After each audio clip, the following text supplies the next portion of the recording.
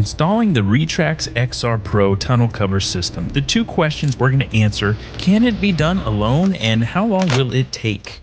All right, so as you can see here, I'm laying out a couple of tables almost level with the bed of my truck. I feel like that's just a much more efficient way to work on something like this. Unboxing the side rails. This is obviously going to include the hardware and the clamps to install everything. And here you see the side rails in front of you. They do have the T-slots for the optional ladder rack. And then unbagging the hardware, we're just going to lay out our clamps, our nuts and bolts, and the Allen wrenches. And here it is, the Retrax XR Pro tonneau cover system.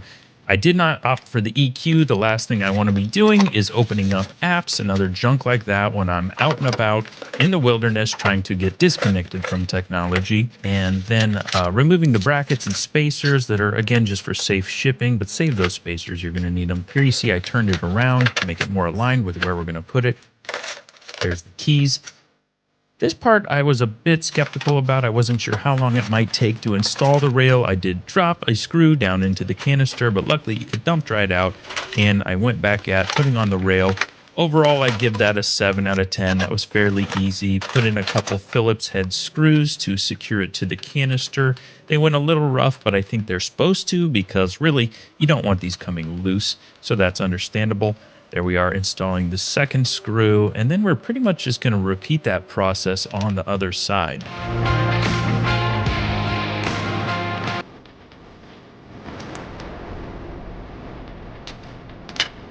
Now all we have to do is install this front cover. Once again, screws a little bit tough to get going, very small Allen screws and a small Allen wrench.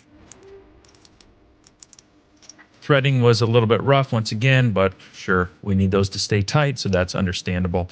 Here we are snugging down, and of course this process is done in a few minutes. Now for the fun part, using a rope to hoist this up. I saw a lot of videos of guys getting their wives to help them. That seemed to be more work than what it was worth, because their wives maybe weren't tall enough. So I just tried this myself, and look at that. It went perfectly fine. Weighs less than 100 pounds. Piece of cake. Remove your rope and get yourself out of the way. Then you can move the entire system up towards the bulkhead, where you can begin to manipulate that weather stripping. I did see some videos where people put the weather stripping with some wrinkles on it. I wanted to spend a few extra minutes to get that perfectly square and flat, and that was easy enough. Next, it was time to shim up the rails and get them tight against the tailgate. Stick in the shim, pull it towards your body, piece of cake. And here you see I'm doing some hasty measuring. I gotta be honest though, this all kind of fell into place. I really didn't have to make much adjustments or adjust the white set screws or spacer screws, whatever you want to call them. I pretty much just snugged the white screws in place and started clamping in the system. This was fairly simple. You do need to tilt up the bed rail, as you see me attempting here, to put a little 2-degree drip on it. And I did that on the first one, very few problems. Second one, the clamp didn't quite want to fit on, but I got it.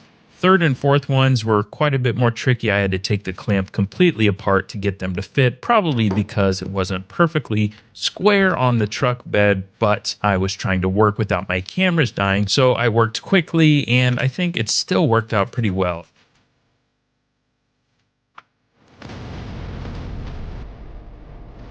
And as you can see, I'm closing the cover now, and it closes just fine. Here it is in real time.